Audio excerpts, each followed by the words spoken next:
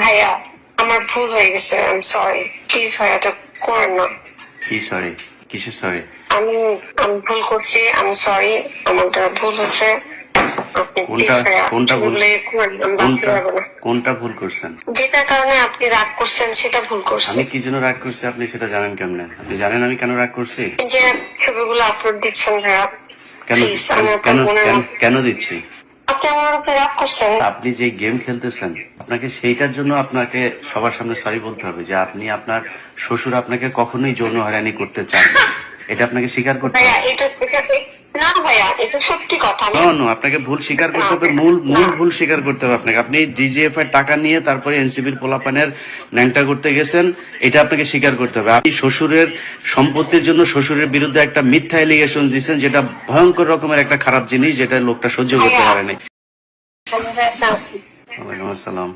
ভাইয়া আমার ভুল হয়ে গেছে, আই এম সরি। প্লিজ ভাইয়া এটা করেন না। কি সরি? কিসের সরি? আমি আমি ভুল করছি, আমি সরি। আমার দ্বারা ভুল হয়েছে। আপনি প্লিজ ভাইয়া কোনটা ভুল? ভুলে করেন না, আমি বাঁচতে পারবো না। কোনটা ভুল করছেন? যেটার কারণে আপনি রাগ করছেন সেটা ভুল করছি। আমি কি জন্য রাগ করছি আপনি সেটা জানেন কেমনে? আপনি জানেন আমি কেন রাগ করছি? যে ছবিগুলো আপলোড দিচ্ছেন ভাইয়া, কেন প্লিজ আমি আপনার কেন বোনের মতো। কেন দিচ্ছি? আপনি আমার উপরে রাগ করছেন, আমি আপনার আপনার কথাগুলো সাথে কি রেকর্ড করছি। আপনার সাথে কি আমার প্রেমের সম্পর্ক নেই যে আপনার সাথে আমি রাগ মান অভিমান করবো? আপনার সাথে আমার কি কোনো সম্পর্ক আছে? না না না না। আমি বললাম তো আমি আপনার বোনের মতো, বড় বোন বা ছোট বোন যেটাই বলেন। বোনের মতো হইলে কেউ ভাই বোনের কনভারসেশন নিয়ে পাবলিক করে নাকি? আমি আমি আমি 200 বার সরি, আমি সরি বলতেছি ভাই, মাপ চাচ্ছি। কিন্তু ইস্যু ওইটা না। ইস্যু হচ্ছে যে আপনি যে গেম খেলতেছেন আপনাকে সেইটার জন্য আপনাকে সবার সামনে সরি বলতে হবে যে আপনি আপনার শ্বশুর আপনাকে কখনোই যৌন হয়রানি করতে চান না। এটা আপনাকে স্বীকার করতে ভাইয়া হবে। না ভাইয়া, এটা সত্যি কথা। আমি আপনার যত প্রমাণ লাগে আপনি কোনো প্রমাণই দিতে পারেন না।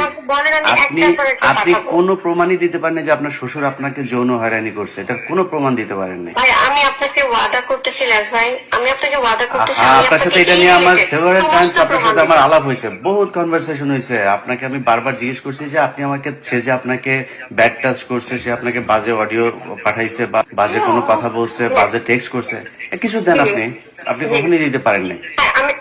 আমি যেটা আপনাকে ওয়াদা করতেছি আমি দিব, আমি সেটা ওয়াদা করতেছি। আপনি এটা থাকলে আপনি এতদিনে বউবাড়ি দিয়ে দিতেন। হ্যাঁ, তো আপনি সেদিন ভাই, আপনার সাথে আমার আমার বাচ্চাগুলো না না আছে। না না লিসেন, আপনার সাথে সেদিন আমার কথা হলো, আপনাকে আমি বললাম যে আপনার এই বিষয়গুলো নিয়ে আমি আপনারা লাইভে থাকবো, আমরা কথা বলবো। আপনি বললেন যে না, আপনি বহুদিন ধরে আমার সাথে লাইভে আসতে চান। আমি যখন রাজি হয়ে আপনাকে বললাম তখন আপনি বললেন যে ওকে আমি পরে আসবো, এখন আসবো না। ব্যাস, এরপরে আপনি আবার ফের কল করলেন, কল করে বললেন যে ভাইয়া আপনি কি আমার কথাগুলো এতক্ষণ রেকর্ড করছেন? আপনি আমার কথাগুলো আপনি কোথাও পাবলিক করেন না।